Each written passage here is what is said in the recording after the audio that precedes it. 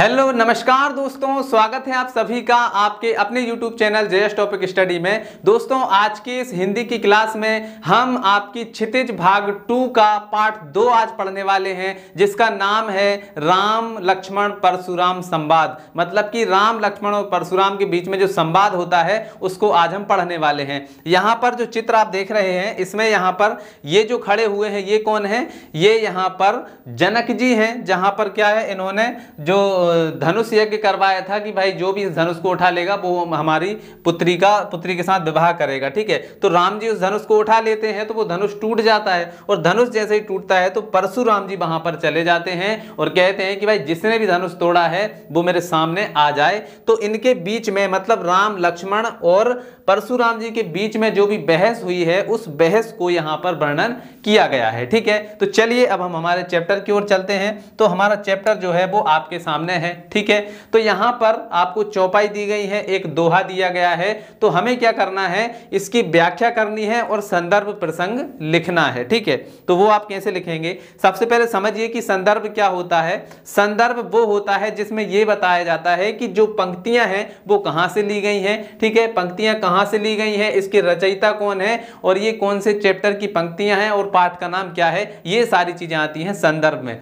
तो आप संदर्भ में क्या लिखेंगे? सबसे पहले हेडिंग डालेंगे संदर्भ, फिर उसमें लिखेंगे कि प्रस्तुत पंक्तियां हमारी पाठ्य पुस्तक क्षितिज भाग 2 के पाठ 2 से लिया गया है, जिसका नाम है राम लक्ष्मण परशुराम संवाद, और इसके रचयिता हैं तुलसीदास जी। ठीक है, ये आपका क्या हो जाएगा? संदर्भ हो जाएगा। फिर इसके बाद में आगे बढ़ेंगे, फिर इसके बाद में हम क्या लिखेंगे? प्रसंग लिखेंगे। अब प्रसंग में क्या आएगा? प्रसंग में यहां पर जो इतना सारा कंटेंट लिखा हुआ है, तो ये जो कंटेंट है इसमें से हमें निचोड़ निकालना है कि इसमें पूरी में हो क्या रहा है, इसमें मतलब क्या बात कही जा रही है, उसका एक शीर्षक हमें उसमें बताना होता है। तो यहां पर क्या हो रहा है? नाथ संबुधन भंज निहारा होई के एक दास तुम्हारा। मतलब कि यहां पर जो परशुराम जी हैं, परशुराम जी और राम लक्ष्मण जी के बीच में क्या हो रहा है?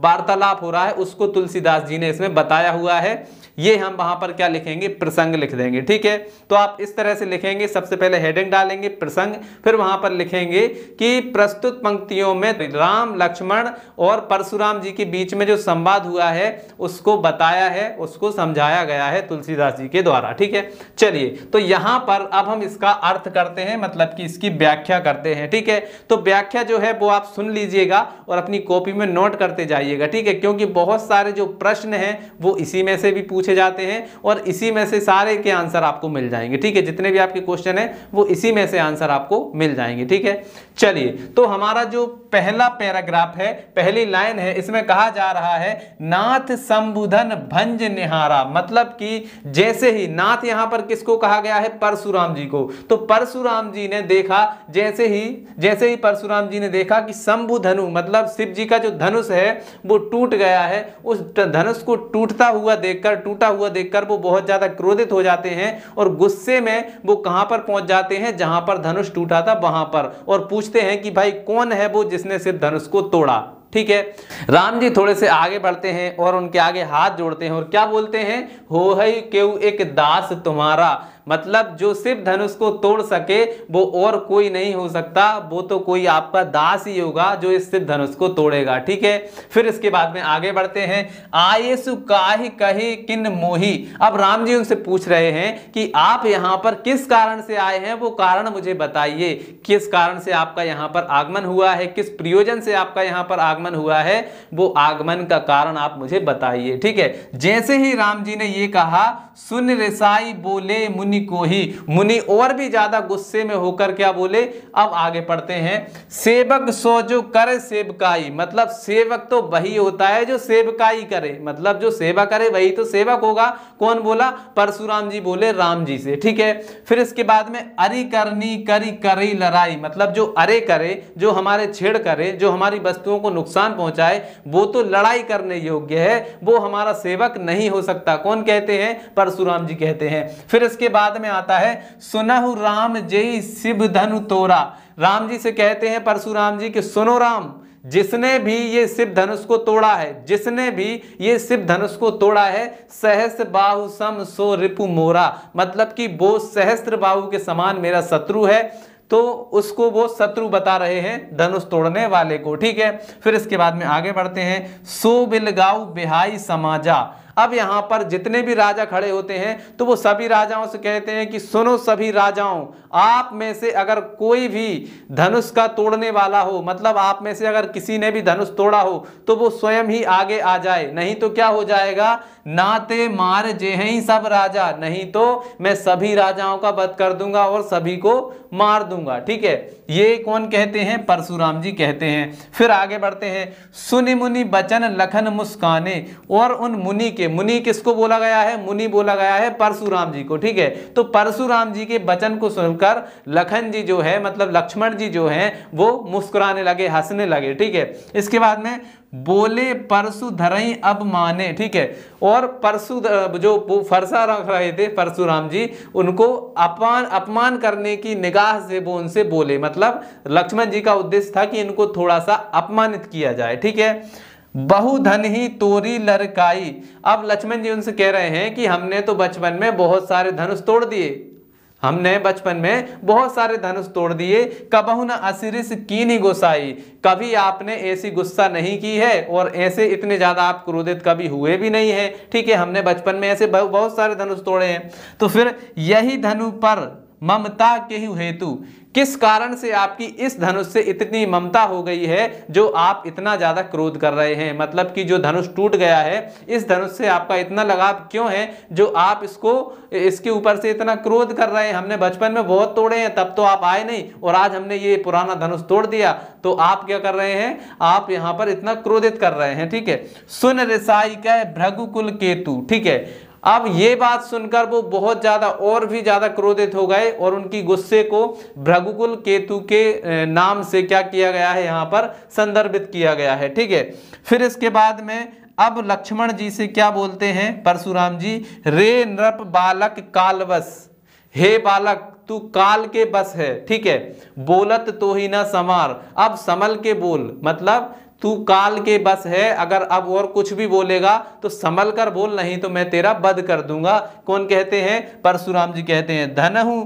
धनहु सम त्रिपुरारी धनु, मतलब तुम क्या त्रिपुरारी, मतलब शिव जी के धनुष को और धनुष के समान समझ रहे हो, शिव धनुष बहुत ही महान है। ठीक है, विदित सकल संसार, मतलब इस संसार में सबसे महान धनुष है ये जो शिव जी का धनुष है। ठीक है, तो इसकी व्याख्या यहीं पर पूरी होती है। इससे आगे की जो स्टोरी है वो आपको अगले पद में मिलेगी। तो चलिए अगले पद में बढ़ते हैं, उसकी स्टोरी सुन लेते हैं।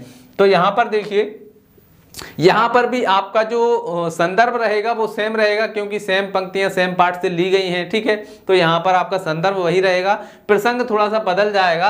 प्रसंग अब यहां पर आ जाएगा कि प्रस्तुत पंक्तियों में क्या लिखेंगे, प्रसंग हेडिंग डालेंगे, फिर इसके बाद में लिखेंगे कि प्रस्तुत पंक्तियों में तुलसीदास जी ने लखन जी, मतलब लक्ष्मण जी और परशुराम जी के बीच की जो बहस है, जो वार्तालाप है, उसके बारे में चर्चा की है। ठीक है, तो ये आपका क्या हो जाएगा, प्रसंग हो जाएगा। ठीक है, इसके बाद में अब हम यहां से क्या करते हैं, इसका अर्थ करते हैं, मतलब इसकी व्याख्या करते हैं। ठीक है, लखन कहा हंसी हमरे जाना। ठीक है, लखन जी ने हंसकर कहा, ठीक है, लखन जी ने हंसकर कहा हमरे जाना, सुनहु देव सब धनुष समाना, मतलब हमने तो जब से अपना होश संभाला है कि भैया हमें तो भाई सब धनुष, जितने भी धनुष हैं वो एक समान है, हमें कोई भी धनुष, भाई शिव जी का हो चाहे किसी का हो, हमारे हाथ में धनुष है तो वो सिर्फ धनुष है, हमें किसी भी महान धनुष का कोई मतलब नहीं है। ठीक है, इसके बाद में का क्षति लाभ जून धनु तोहे, मतलब कि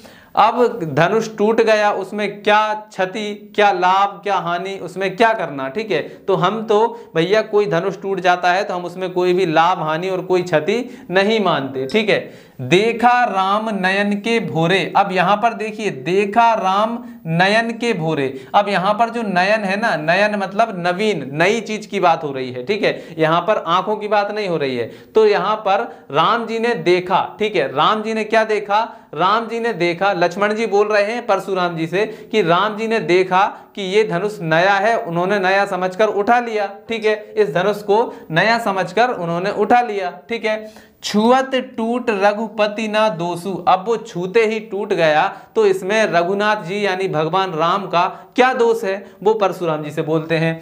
मुनि बिनु काज करऊ कत रोसु। अब जब टूट ही गया है तो आप इस पर इतना ज्यादा क्रोध क्यों कर रहे हैं, इस बात को छोड़ दीजिए, इस पर इतना क्रोध मत कीजिए, ये लक्ष्मण जी ने यहां तक बोला। ठीक है, फिर आगे बढ़ते हैं। यहां पर बोले चिते परस की ओरा। ठीक है, बोले चिते परस की ओरा। परशुराम जी और लक्ष्मण जी एक दूसरे को देखकर बोलते हैं आमने सामने। ठीक है, रे सठ सुनेहु स्वभाव न मोरा। मतलब रे सठ, रे दुष्ट बालक, तूने मेरा स्वभाव अभी नहीं देखा है। कौन कहते हैं? परशुराम जी लक्ष्मण जी से कहते हैं कि रे सठ बालक, तूने मेरा स्वभाव अभी तक नहीं देखा है। ठीक है, बालक बोल बधो नहीं तोहू। मैं तुझे बालक समझकर मारा नहीं है, तो तू मुझे बहुत ही हल्के में ले रहा है। मतलब कहने का मतलब ये है, केवल मुनि जड़ जान ही मोही। केवल वो बोल रहे हैं कि केवल जो मुनि होते हैं वो मेरा प्रताप जानते हैं कि मैं कितना महान हूं। ठीक है, फिर इसके बाद में वो बोलते हैं बाल ब्रह्मचारी अति कोही। मैं बहुत बड़ा बाल ब्रह्मचारी भी हूं। ठीक है, इसके बाद में विश्व विदित क्षत्रिय कुल द्रोही। मतलब विश्व में जितने भी क्षत्रिय हैं मैं सबका द्रोही हूं। मैंने सबको क्षत्रियों को बहुत मारा है। ठीक है, मैं क्षत्रियों का शत्रु हूं। ठीक है, फिर इसके बाद में भुजबल भूमि भूप बिनु कीन्ही। मतलब वो कह रहे हैं कि मैंने अपनी भुजाओं के बल पर इस भूमि को क्या कर दिया? भूप बिनु कीनी। मतलब मैंने क्षत्रियों से विहीन कर दिया, क्षत्रियों को हरा दिया है। ठीक है, इसके बाद में विपुल बार मही देवहि दीनी। और उस भूमि को मैंने क्या किया है? बहुत बार ब्राह्मणों को दान में दे दिया है। ठीक है, फिर इसके बाद में सहस बाहु भुज छेद निहारा। अब यहां पर बात हो रही है किसकी? जो फरसा वो रखे होते हैं ना, उस फरसे की, कि सहस बाहु भुज छेद निहारा। अब इस तू फरसे को देख जिसने सहस्त्र बाहु की भुजाओं को काटा है। ठीक है, परशु बिलोक महिक कुमारा। मतलब तुम अभी इसका पूरे का ही मतलब यह है कि परशुराम जी कहते हैं कि तू मेरे इस फरसे को देख जो सहस्त्रबाहु की भुजाओं को काटने वाला है। ठीक है, फिर इसके बाद में यहां पर आता है एक दोहा, मातु पिता ही जानी सोच बस। ठीक है, तू अपने माता पिताओं को सोचने पर विवश मत कर। करसी महिष किशोर। ठीक है, तू अभी छोटा बालक है और अपने माता पिताओं को सोचने पर विवश मत कर। मेरा जो फरसा है यहाँ पर गर्भन के अर्भक दलन परसु मोर अति घोर। ठीक है, तो मेरा जो फरसा है वो बहुत ही घोर है। वो क्या कर देता है? जो गर्भस्थ शिशु हैं उनको भी यहाँ पर मार देता है। ठीक है, तो यहाँ पर अब क्या हुआ कि जो परशुराम जी थे उन्होंने अपनी पूरी तारीफ कर दी कि भाई मैं ऐसा कर देता हूं, मैं वैसा कर देता हूं, ये सब कुछ यहाँ पर हुआ है। ठीक है, तो ये यहाँ पर इसकी व्याख्या पूरी हो जाती है। फिर इसके बाद में अगला जो आता है, अगली जो चौपाई है, इसमें लक्ष्मण जी ने कुछ और बातें कही हैं। अब इनको समझते हैं। तो यहाँ पर भी आपका जो संदर्भ है वो सेम रहेगा और प्रसंग जो है वो थोड़ा सा बदलेगा। तो प्रसंग में आप क्या लिखेंगे? हेडिंग। तो यहाँ पर इसको समझिए, देखिए, बेहसी लखन बोले मृदुमानी। तो मतलब यहाँ पर कहा जा रहा है कि लखन जी, मतलब यहाँ पर आप लिखेंगे, सबसे पहले हेडिंग डालेंगे, फिर प्रसंग में आप क्या लिखेंगे कि प्रस्तुत पंक्तियों में लक्ष्मण जी मृदु वाणी में परशुराम जी को समझाते हुए नजर आए हैं और यहाँ पर परशुराम जी को समझाने का प्रयास किया है। ठीक है, चलिए अब आगे बढ़ते हैं। यहाँ पर देखो, बेहसी लखन बोले मृदुवाणी। ठीक है, अब लखन जी जो हैं वो मृदुवाणी में बोले, मतलब कि विनम्रता पूर्वक बोले। अहो मुनीस महाभट मानी। ठीक है, यहाँ पर अहो मुनीस महाभट मानी, आप तो अपने आप को बहुत ही बड़ा महान बता रहे हैं। ठीक है, लक्ष्मण जी यहाँ पर उन पर व्यंग कस रहे हैं, व्यंग टाइप में, मतलब कि कह रहे हैं आप तो अपने आप को बहुत ही महान बता रहे हैं। ठीक है, तो यहाँ पर क्या हो रहा है? फिर इसके बाद में पुनि पुनि मोह दिखाओ कुठारू। और बार बार आप मुझे क्या दिखा रहे हैं? फरसा दिखा रहे हैं। कुठारू मतलब फरसा। ठीक है, चहत उड़ावन फूंक पहाड़।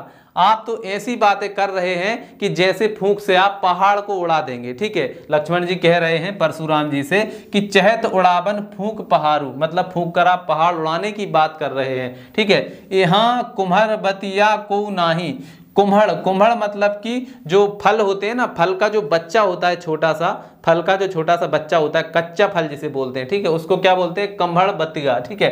तो यहाँ कम्हड़ बतुआ नहीं कोई, यहाँ कोई नया फल, कच्चे फल के समान कोई भी नहीं है, ठीक है। इसके बाद में ते तर्जनी देखी मही जाही, जो आपकी तर्जनी उंगली को देखकर डर जाएगा। इस प्रकार से कोई उंगली बताता है ना, तो ये हमारी तर्जनी उंगली है। तो वो यहाँ पर यही कहा गया है कि जो यहाँ पर कोई भी मतलब ऐसा फल, कच्चा फल कोई भी नहीं है जो आपकी तर्जनी उंगली से डर जाएगा, ठीक है। तो यहाँ पर यहाँ तक का हमने कर दिया। फिर इसके बाद में देखिए, देख कुठारू सरासन बाना, ठीक है। आपको जो कुठारू है मैंने उसको देखा है, मैं कछु कहा सहित अभिमाना, ठीक है। और मैंने यहाँ पर आप जो कुठारू दिखा रहे हैं, कुठारू, और आप जो धनुष बाण दिखा रहे हैं उसको मैंने देखा है, मैं कछु कहा सहित अभिमाना, मैंने आपसे कुछ अभिमान में जो कहा है वो क्यों कहा है। इसके बाद में अगली लाइन में यहां पर कहा गया है भृगुसुत, भृगुसुत मतलब कि मैंने समझा, लक्ष्मण जी बोल रहे हैं मैंने समझा कि आप भृगुसुत मतलब कि भृगु के वंश के हैं, समझी जनेऊ बिलो की, मतलब जो जनेऊ होता है जिसको हम क्या बोलते हैं, जो जनेऊ डाले रहते हैं पंडित जी, तो वो जनेऊ की बात हो रही है। मैंने आपका जनेऊ देखा है, जो कछु कहूं सहो रिस रोकी, और मैंने इसी की वजह से अपना जो क्रोध है ना उसको रोक रखा है, ठीक है। सुर महिसुर, ठीक है, सुर महिसुर हरिजन अरु गाई, ठीक है। यहाँ पर गाई मतलब कि गाय, ठीक है। तो सुर जो है मतलब जो ब्राह्मण है, ठीक है, जो हरिजन है, और जो हरिजन मतलब कि यहाँ पर वो हरिजन वाली बात नहीं हो रही है, हरिजन मतलब हरि के जन मतलब भगवान के लोग, ठीक है। तो भगवान के भक्तों पर महिसुर, ठीक है, मतलब कि जो सुर हैं, इसके बाद में जो गाय, इन पर हम कभी भी शस्त्र नहीं उठाते हैं, क्योंकि इन पर शस्त्र उठाने से क्या होता है, बहुत ज्यादा पाप लगता है, ठीक है। यहाँ पर लिखा हुआ है बधे पाप अब कीरति हारे, ठीक है। तो इनको मारने से पाप लगता है, और अगर हम इनसे हार जाएं तो क्या होगा, इनसे अगर लड़कर हम हार जाएं तो हमारी वहां पर क्या होगी, अपकीर्ति होगी, मतलब हमारा अपयश होगा, ठीक है।